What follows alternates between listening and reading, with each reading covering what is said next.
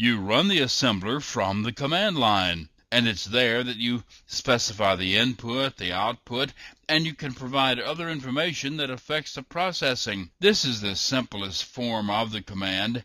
In this case, only the input file is named. The format of the output is the one set to be the default in your assembler, and the output file name is derived from the input file name, and it varies depending on the format of the file being produced. This is a more complete and probably a more common form of the command. This one specifies the format of the output and the name of the output file. For example, this command will assemble the source file module .asm into the ELF format, which is the one used by Linux. The name of the output file is module.o, which is the standard form of an object file. Here's another example. This command will assemble the source file module .asm into a raw binary file and write the output to module.com. Or in this example, the output will be an OBJ file and written to the file module.obj. It doesn't matter whether you're using the Linux or Windows version of the assembler. The two are exactly the same. Either one can produce output for the other. It's all determined by the F option. Even the help text that comes out of them are the same. Entering the H command line option will give you more than a screen full of information about the options, and you can get a list of the formats that can be produced by the assembler by following the H flag with the letter F. Notice that one of the formats is tagged with an asterisk. This is the default. If you don't specify a format, this is the one you get. The only way to change the default is to modify the source code and recompile the assembler. As you can see from this list, you can produce object files in more than a dozen formats, including FreeBSD and Mac. There is one more form that you can use to get information from the assembler. If you specify the format followed by the Y flag, you will get a list of the debug formats available for that particular object file format. More about all this later. Right now, I want to list the command line options for you so you'll know what you have available.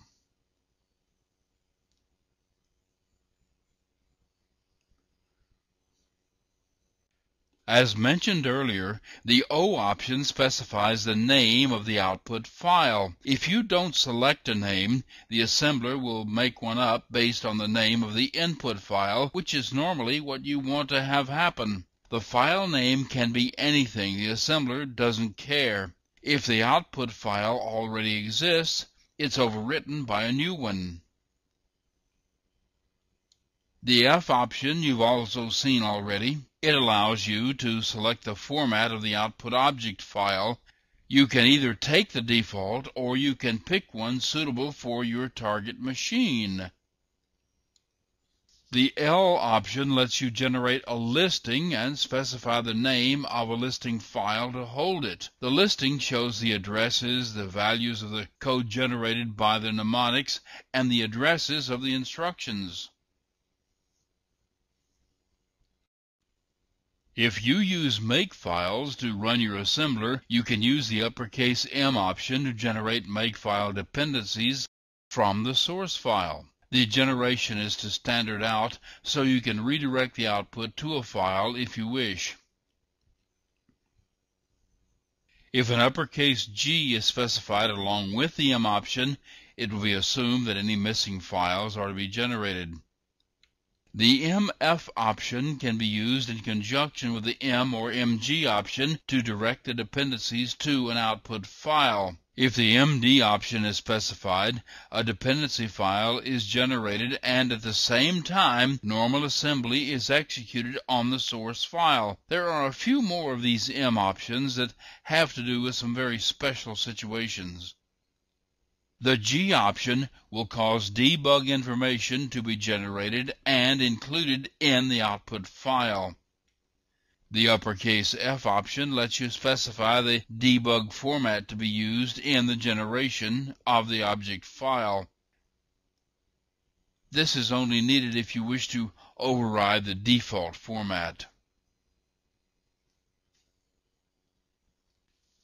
The I option, either upper or lowercase, can be used to specify the name of a directory to be searched for an include file if it is not found in the current directory. Any path name to a directory you specify this way must be complete and must include the trailing slash.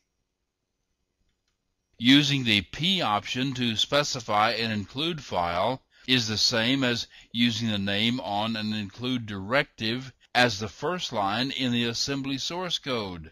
The D option, upper or lowercase, can be used to define a name just as you do with a define directive, and optionally assign it a value. The U option, upper or lowercase, will remove a definition made earlier on the command line by a P or D. The uppercase E directs the assembler to run the preprocessor, but not the assembler. The output goes to standard out unless the O option is used to specify an output file. Specifying the A option suppresses the preprocessor. No macros are expanded.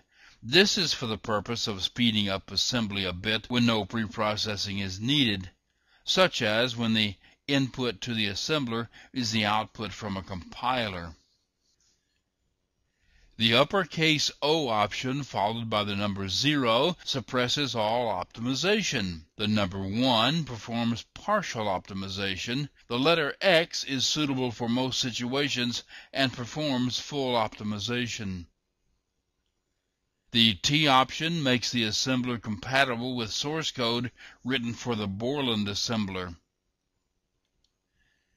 The V option displays the version number of the assembler.